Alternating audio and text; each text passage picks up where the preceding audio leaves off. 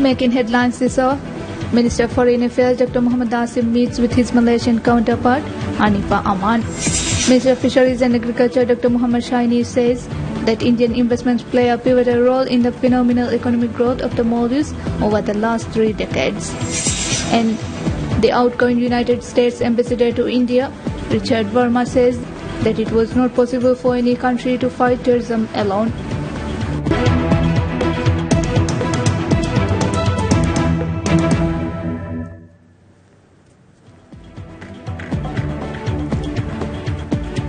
Bismillahirrahmanirrahim. Assalamu alaikum. Welcome to News in English on TVM with me, Hafiz Abdul Sattar. And now the news in detail. Minister of Foreign Affairs Dr. Muhammad Asim meets with his Malaysian counterpart Hanifa Aman on the sidelines of the Organization of Islamic Cooperation OIC's extraordinary session of foreign ministers on the situation of Rohingya Muslims minority in Myanmar held in Malaysia. During the meeting, Foreign Minister Asim congratulated the Malaysian government for hosting the important session on the situation of Rohingya Muslims minority. Minister Asim expressed that Maldives attaches great importance to its relations with Malaysia and emphasized with appreciation on the continued cooperation in the areas of human resource development, trade and commerce.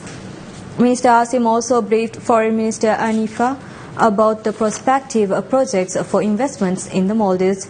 Minister Hanifa underscored that the Maldives has always been close to Malaysia's heart, being Muslim brothers with common interest and common laws. Minister Hanifa further expressed assurances that the Maldivians will always have a second home in Malaysia. The Maldivian Foreign Minister also expressed hope and confidence in the continued support and engagement between the Maldives and Malaysia. Foreign Minister Asim was joined at the meeting by Ambassador of Maldives to Malaysia, Muhammad Fahmi Hassan. Minister of Foreign Affairs Dr. Muhammad Asim says that the trend of discriminatory apartheid policies against Muslims and other minority groups are most clearly epitomized in the occupied Palestine. Minister made the remarks during his address delivered at the Organization of Islamic Cooperation OIC's extraordinary meeting of foreign ministers held in Malaysia. In his speech, Minister noted that in recent years we have witnessed a rising tendency of Islamophobia around the world. He said that international organizations such as the OIC and the United Nations, as well as the national governments, all have a shared responsibility to ensure that the rights of Muslims are protected wherever they are. He further added that action must be taken to stop discriminatory apartheid policies against Muslim and other minority groups. Foreign Minister Asim noted that this trend is most clearly epitomized in the occupied Palestine. He reiterated that Maldives welcomes the landmark resolution adopted by the U.S. Security Council on 23 December 2016, which stated that the Israeli settlements in the occupied Palestine since 1967 are illegal and constitutes a major obstacle to a two-state solution. Minister further said that the resolution also demanded that Israel immediately and completely cease all settlement activities in the occupied Palestine, including East Jerusalem. Minister further noted that the message to Israel must be very clear: abide by the international law and respect the demands of the international community. During his address, Minister Asim called on all Muslim nations to come together and pledge to make a prolific step towards a successful session which satisfies a purpose, safeguarding the interest and ensuring the well-being of all the Muslims around the world. He said we should be true to the values of Islam and unite together for the betterment of a Muslim community.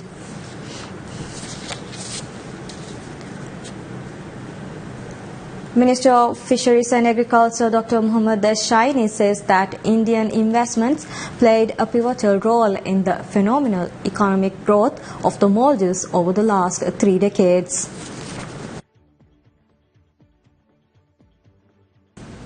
Maldives sought investment from Indian Ocean region countries including India in areas such as airports, ports and maritime projects with a view to increase economic cooperation. Speaking in the annual Raisiana Dialogue 2017, Minister Shiny said that Maldives has a proud track record of welcoming foreign investors, particularly from India. He also noted that Indian investments played a pivotal role in the phenomenal economic growth of Maldives over the last 3 decades. The minister also said that many large and ambitious infrastructure projects are being developed or are in pipeline, which requires financing that can be mobilized only externally. He said that these are huge maritime projects that will enhance the Maldives' ability to contribute effectively in maintaining stability in the Indian Ocean region. Shiny emphasized that it is only through foreign investment that Maldives can achieve next level of economic development. He added that investors from neighboring countries and indeed from other corners of the world come to the Maldives because the return in investment is high, investment recovery period is short, and due to the predictability and certainty in the investment. Disputes in Maldives, whenever arise, get resolved through strict consideration to rule of law under the supervision of international dispute settlement mechanisms. Minister Shiny highlighted that partnerships are not only with the investors but also with the government-to-government level partnerships that has facilitated to the reach out to the private sector. The minister said that bilateral partnerships with the regional countries have helped the country to share a common perspective in the Indian Ocean region. Besides India, Maldives also has significant investments in Sri Lanka, Saudi Arabia, the UK and the US, and increasingly from China. He also added that President Abdullah Yamin's vision to make Maldives economically resilient and that is essential for the stability of the region. Minister Shiny said that peace and security in Indian Ocean region is also necessary for the economic development of Maldives. Dr. Shiny noted that Maldives has enacted legislation to introduce special economic zones and studying feasibility of transshipment port. He further added that foreign investments can take Maldives to the next level of economic development, and noted that expansion of economy has enabled President Yamin to introduce measures to improve social welfare and social security. He also said that Maldives is the only country in South Asia to provide free medical care for all its citizens. Raisiana Dialogue is the annual conference of geopolitics and geoeconomics organized by the Ministry of Internal Affairs of India. This year's conference was organized by the Observer Research Foundation in cooperation with Ministry of External Affairs, which was held in New Delhi from 17th to 19th January 2017. Minister of Housing and Infrastructure Dr. Muhammad Muiz visits the islands of Nekurendu and Kumundu of Hadal Atoll as a special envoy of President Abdullah Yamin Abdul Qayyum. In his meetings with the island councils of Nekurendu and Kumundu, Minister Muiz requested the officials to give their support in enforcing the policies of the government in their respective islands. During his visit to Hadal Atoll, Dr. Muiz will inspect the ongoing development projects in the atoll and meet with members, local councils and officials from government offices. The minister is accompanied on the visit by the parliamentary group leader of the ruling Progressive Party of Maldives (PPM) and Ahmad Nihan Hussein Manik and other parliament members.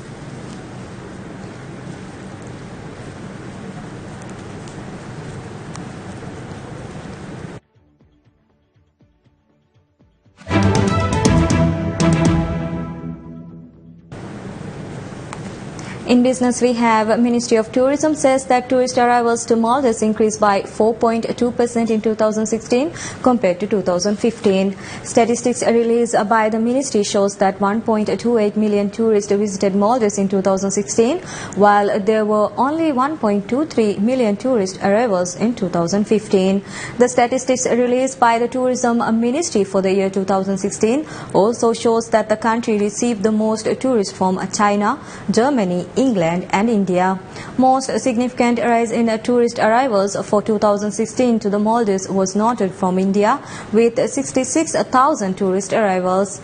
This is a 27.9% increase in arrivals from India to Maldives compared to 2015.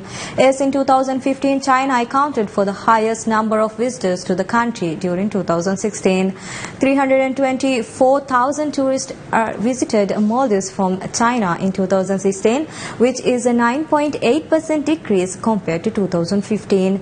The statistics showed a slight increase in tourist arrivals to Maldives from Middle Eastern countries, with over 51,000 tourist arrivals received from the region. This is a 22% increase compared to 2015, with Saudi Arabia leading the arrivals with over 21,000 tourists arriving to Maldives in 2016.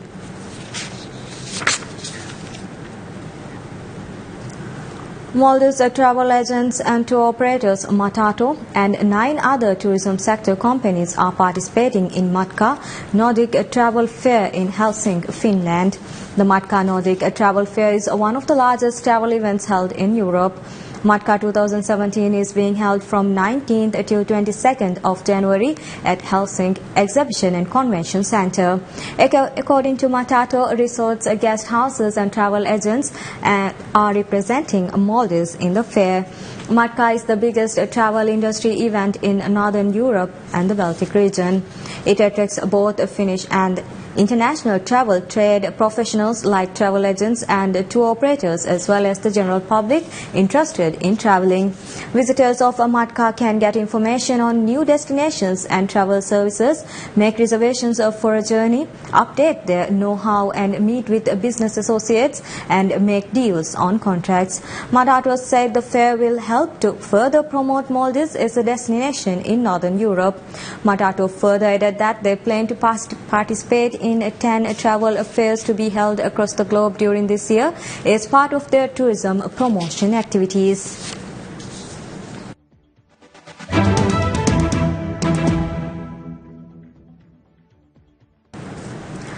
The outgoing United States Ambassador to India, Richard Verma, says that it was not possible for any country to fight terrorism alone. Addressing his farewell speech in New Delhi, Verma termed terrorism a very vexing problem. The number one threat that confronts the United States, confronts India, frankly confronts the people of Pakistan is terrorism. And it is a scourge that we have to stand up against collectively. No one nation can do this on its own. Verma's tenure has been abruptly cut short since Trump wanted all political appointees to demit office by January 20th. Tensions have been running high between the nuclear-armed neighbors India and Pakistan since the attack on Indian Air Force Base by Pakistan-based militants in the first week of January in 2016. It rose further with civil unrest in Indian-controlled Kashmir and Pakistan's global lobbying against New Delhi's crackdown on the Kashmir activists. In September, a group of gunmen killed 19 Indian soldiers at an army camp in Kashmir and attack India blame on Pakistan-based militants. Earlier, Prime Minister Narendra Modi told Pakistan to walk away from the terror if it wanted to have a dialogue with India. Verma also expressed optimism that the US-India relationship will grow further under the new regime. The relationship is on a very much an upward trajectory. We have made very substantial gains over the last 2 years. And we are joined together, as I mentioned, with these deep shared values. And that the U.S.-India relationship in the United States is a bipartisan, I would almost say nonpartisan endeavor, supported widely. There are also 3.5 million Indian Americans that continue to pull both countries closer together. So I have a lot of reason to be optimistic. However, he cautioned against complacency. As optimistic as I am, I don't want us to be complacent as well. And when I think about how we got to where we are, especially over the last 2 years, it hasn't just been a stroll down the park lane. We've had to really resolve some tough issues in trade, on civil nuclear liability, on defense logistics agreement, at the Paris climate talks. I mean, this takes a lot of work and a lot of tending to it. Verma, the first Indian American to serve as the U.S. envoy to India, had taken charge on January 2015 amid diplomatic crisis between the two countries that erupted in 2013 with the arrest of woman diplomat Devyani Khobragade. Modi has said that he has spoken to Trump to deepen strategic ties between India and US. The two countries are finalizing agreements that would make it possible for their militaries to cooperate more closely and for US defense manufacturers to both sell and make high-tech weaponry in India. The two countries reached a civil nuclear agreement in 2005, but it has yet to yield any contracts for US-based companies. Syrian Antiquities Chief Mamoun Abdul Karim says that IS militants destroys one of the most famous monuments in the ancient city of Palmyra, the Tetrapylon, and the facade of its Roman theatre. The Syrian government lost control of Palmyra to IS in December, the second time the group had overrun the UNESCO World Heritage Site in the 6-year-long Syrian conflict. The Tetrapylon, making a junction along Palmyra's Grand Colonnade, comprises a raised stone platform with matching structure of 4 columns positioned at each of its corners. Satellite imagery showed it largely destroyed, with only 4 of 16 columns still standing and the stone platform apparently covered in rubble. The imagery also showed extensive damage to monuments on the stage of the Roman theatre, with several towering stone structures apparently also destroyed. Abdul Karim said, "If IS remain in control of Palmyra, it means more destruction." According to the satellite imagery of the site, the destruction took place sometime between December 26 and January 10th. IS had previously captured Palmyra in 2015 and held it for 10 months until Syrian government forces backed by allied militia and Russian air power managed to drive them from the city last March. During its previous spell in control of Palmyra, IS destroyed other monuments there, including its 1,800 years old monumental ark. Palmyra, known in Arabic as Tadmur, stands at the crossroad of the ancient world. At least 6 persons are killed after a car collided with a truck in Valsad district of India's western Gujarat state. The accident took place on National Highway 8, leaving all 6 occupants of the car dead on the spot. Out of the 6 persons, 2 were non-resident Indians. Police is further investigating the matter. Road safety has emerged as a serious concern in the country, as thousands die every year in accidents. According to the Ministry of Road Transport and Highways, at least 400 people die in road accidents every day in India.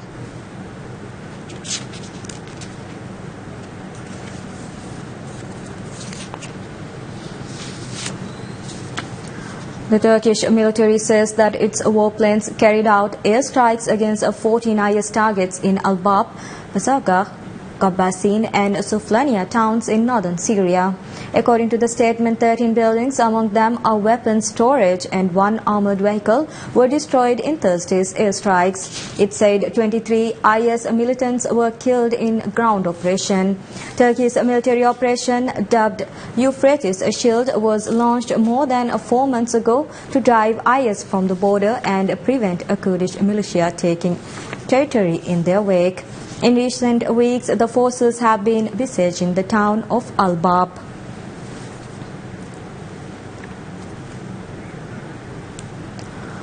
A banner reading "Build Bridges, Not Walls" was dropped across London's Tower Bridge as part of the series of events across the world aimed at expressing displeasure at the inauguration of Donald Trump as US President. Protesters on the iconic bridge held up pink letters reading "Act Now" soon after sunrise, while others unfurled the banner over the railings, and a speedboat with a black flag reading "Build Bridges, Not Wall" raced down the River Thames. The protest in London was organized by the campaign group also called Bridge Not Wall, in reference to Trump's pledge to build a wall on the Mexican border. Beside the British Parliament, protesters draped banners saying "Migrants welcome here" and "Migration is older than language" over Westminster Bridge. Other protests are planned in London and other British cities.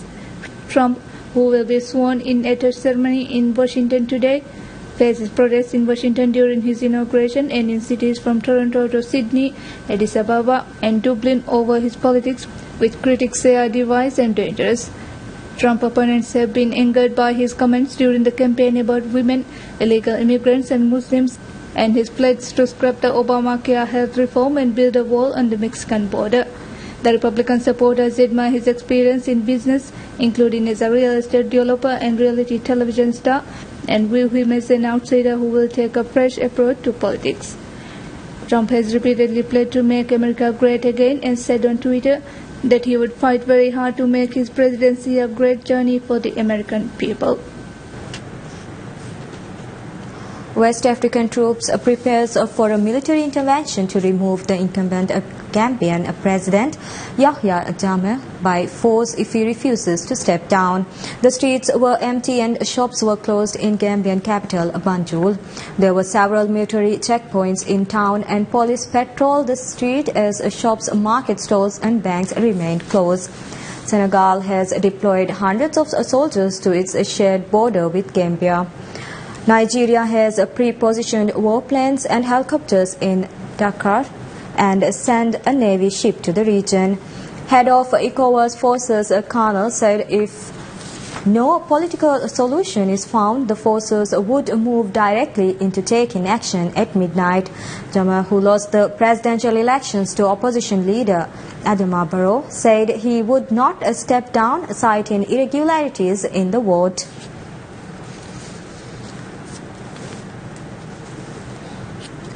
Russian Foreign Minister Sergei Lavrov says that he has observed positive signs in the Syria peace process.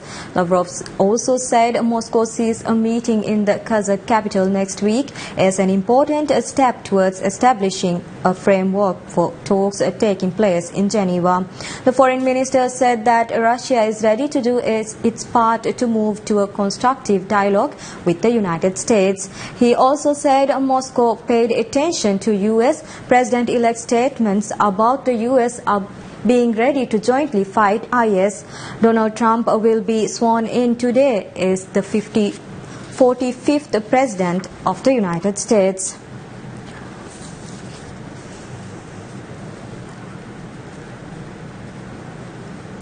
Mexico's Deputy Attorney General says that the extradition of a Mexican drug lord Joaquin El Chapo Guzman to the United States the day before Donald Trump assumes the U.S. presidency was not politically timed. Mexico extradited Guzman to New York, likely ending a decades-long criminal career that included 2 jailbreaks and a lead role in a national drug war. The extradition of El Chapo, or Shorty, followed a federal court decision rejecting a legal challenge by his lawyers against extradition. It came 16 years to the day after the first jailbreak, removing the lingering fear he would again outsmart the Mexican government. Mexico's Assistant Attorney General for International Affairs, Alberto Elias Beltran, denied the extradition had anything to do with Trump's inauguration.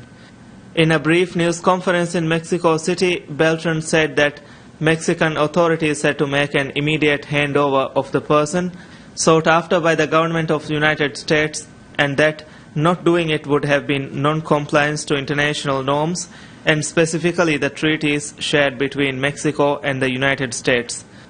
Guzman is charged in 6 separate indictments throughout the United States. The accusations range from money laundering to drug trafficking, kidnapping and murder in cities including Chicago, Miami and New York.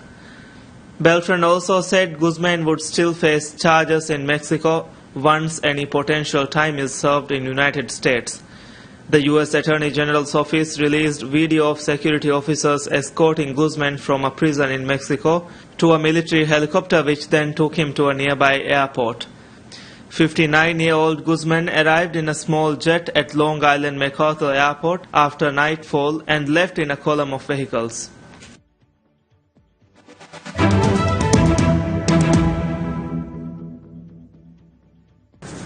In sports, we have Tottenham Hotspur manager Mauricio Pochettino says matches against other big clubs such as Manchester City, who Spurs face on Saturday, are a chance for his players to prove they are title contenders.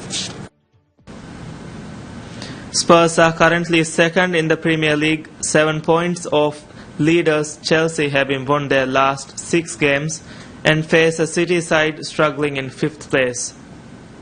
Pochettino's team are seen by many as the side most capable of chasing down Chelsea during the second half of the season, but the Argentine warned there were still a lot of games to play. Speaking at a press conference, Pochettino said that giving the best to try and get the 3 points against Manchester City would be a challenge. I think when you play again a team like Manchester City, always you must to give your best to try to get the 3 points. I think that is our challenge, but I think it's too early to start to talk about decisive games or decisive point to get to try on the end to achieve big things. I think it's too early. It's a lot of game ahead still. Last season, Tottenham ran eventual winners Leicester City close for much of the season before fading over the final stretch and finishing third. 11 points off Leicester. This time out, Pochettino will be determined to battle to the end and said it was down to his players to show they were capable of being real contenders for the Premier League title. To try to show that we can be the real contender for the Premier League. That is for us the most important challenge. It's more important to show ourselves that we can be a real contender that on the end to show Manchester City. I think that we need to show ourselves that we are capable to deal with that pressure and try to win games on the end to achieve big things.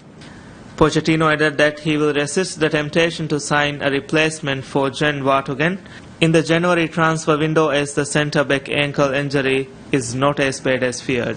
The Belgium international rolled his ankle in Tottenham's 4-0 Premier League win over West Bromwich Albion last weekend that lifted them to second in Premier League table, 7 points behind Chelsea. Vertonghen, who was featured in 20 of Spurs' 21 league games in season, should be out for 6 weeks, shorter than initially expected. Pochettino said the 29-year-old did not require surgery. No, I think it's okay, it's good. We expect 6 weeks, less than that in the first moment was our idea.